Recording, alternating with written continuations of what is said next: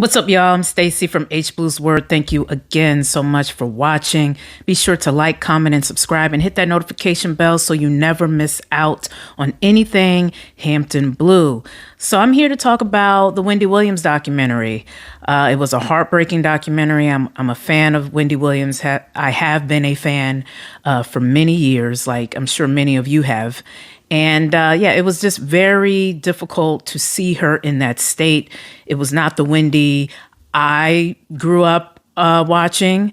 And you did have questions as to why they would do a documentary like this. And like I mentioned on another video, her niece did an interview with The View, and she mentioned that Wendy herself wanted to do this documentary. Now, of course, the obvious question is, because now the news has come out that Wendy has dementia. So the question is, was she mentally capable to actually agree to do this documentary?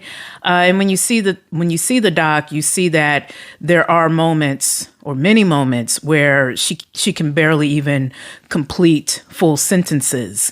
But one thing that is heartbreaking about the film, or what raises many questions, is why Wendy is, for the most part, by herself and not with family.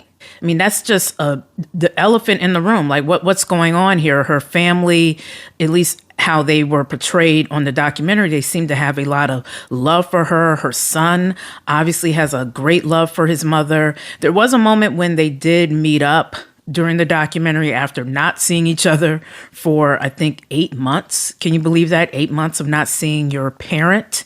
That's just unthinkable and ridiculous. But he hadn't seen her for many months. And then when they met, I have to admit, I come from a family of huggers. We're always extremely excited to see each other.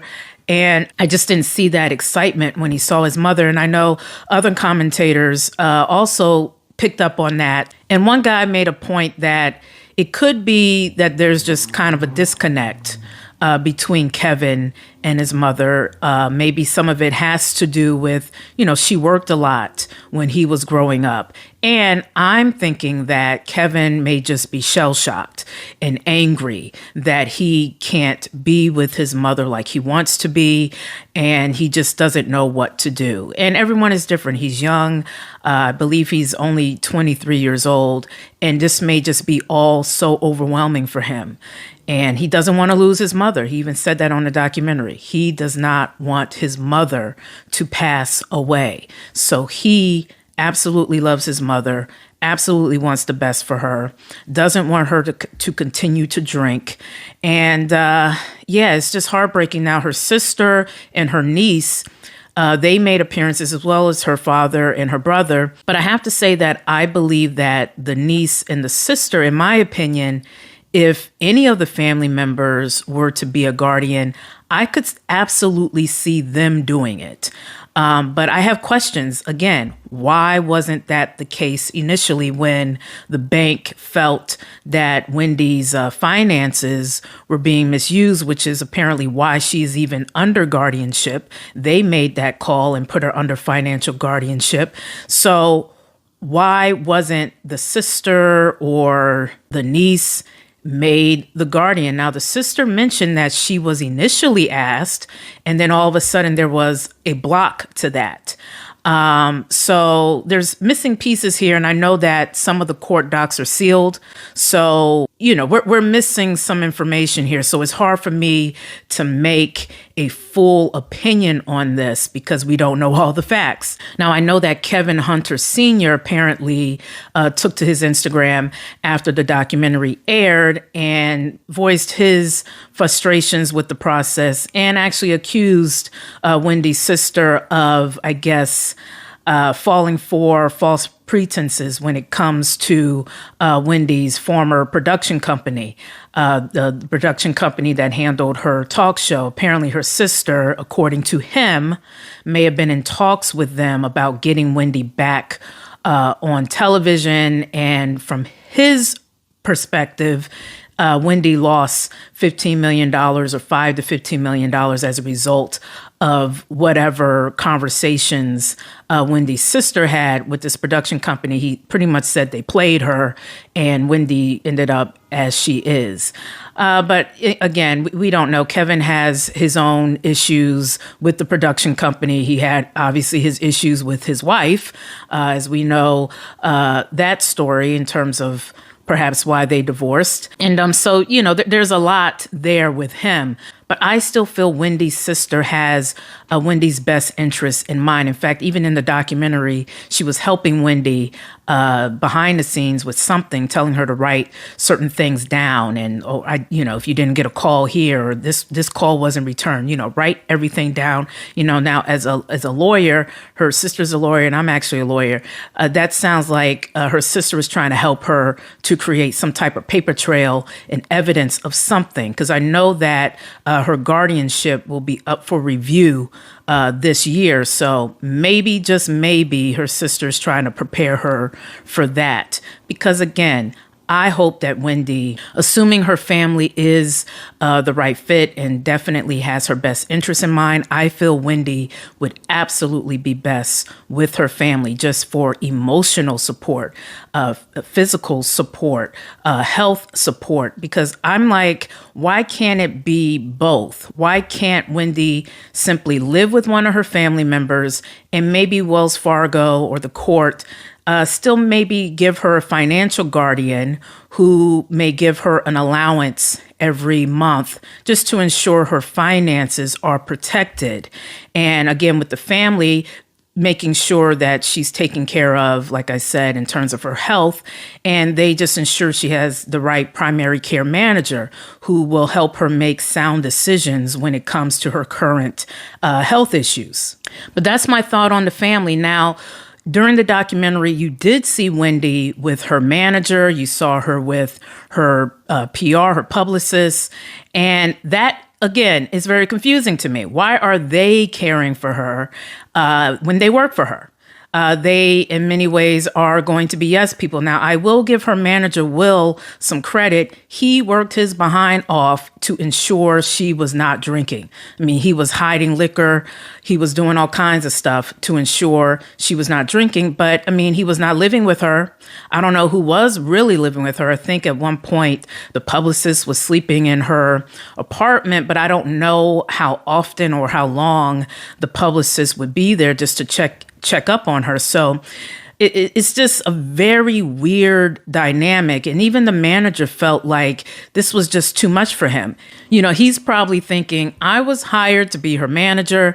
I'm supposed to be helping her get television deals, podcast deals, whatever deals. And now I'm becoming her caregiver. And that's just beyond my scope of work. He called the Guardian and said, you really need to have somebody here 24/7 because I can't do this. And I don't think he should do this. I don't really think Wendy needs a manager anymore, to be honest, because she's not probably going to return to television. She's probably not going to return to podcasting, at least not in the near future. So I really don't even understand why the manager is even still there, why the publicist is even still there. And I have to be careful when I speak about the publicist. I just recently found out we actually have some mutual friends. We attended the same undergrad university. Pretty sure she's a good person at her core, but maybe in the moment she didn't realize that certain decisions that were being made for Wendy were not in Wendy's best interests. Like Wendy should not have been drinking at all. Wendy likely should not have been in Los Angeles, should not have taken a meeting to have a new television show. It's just not in the cards right now. And I get it. You're hired to try to put her back out there, to give her as much media coverage as possible. But at the end of the day, we have to, at this point in time, we have to start thinking about Wendy and her well-being as a person, which brings me to this. What fame does to people. We witness what's happening with Wendy in real time because it became a documentary. In fact, the producers, in many ways, a lot of people feel like they were the MVPs of this particular documentary because they were really checking up on her and giving reports about her well-being. Now, Currently, apparently, some of the producers are saying had they known she had dementia, they would not have even rolled the camera because, again, she's a person first. But with fame, we're seeing in real time Wendy Williams go from being at the top of her game to falling apart. We're seeing it.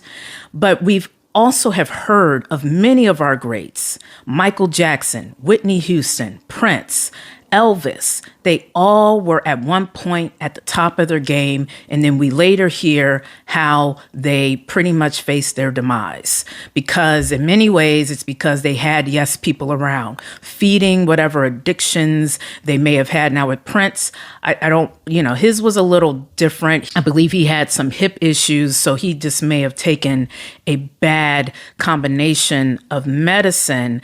I'm not quite sure if he was addicted. I don't want to misspeak on Prince, but it has been said that Michael Jackson, even though I know that the court said that his doctor, he was found guilty of homicide. But regardless, he had people around who may have been feeding a certain addiction. Whitney Houston had people around who may have been feeding a certain addiction. And you can see how that can happen. We saw that through this documentary with Wendy Williams. And it's just not normal to have people who work for you care for you, because their interests are for you to work by any means necessary so that they can get paid. You need people, and the niece said this to Wendy because Wendy apparently told her this when Wendy was more of sound mind. You need people around who aren't getting paid by you, who will tell you no. And that is something that Wendy is missing, because it's really, again, it's not normal. And I said this in a previous video of mine. I heard it from Andre 3000. It's not normal to be this famous. It's not normal to have this many people admiring you. It's not normal to have your friends who are around you be the same people you actually pay.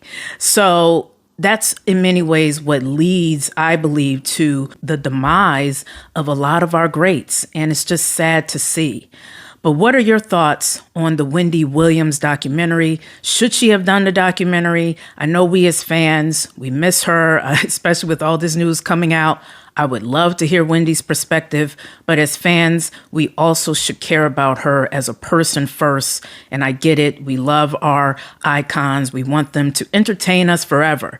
But we have to remember that they are human beings and they deserve to rest and just get well. And I pray for Wendy and her well-being. But tell me your thoughts below on this, and I'll check you next time. Peace.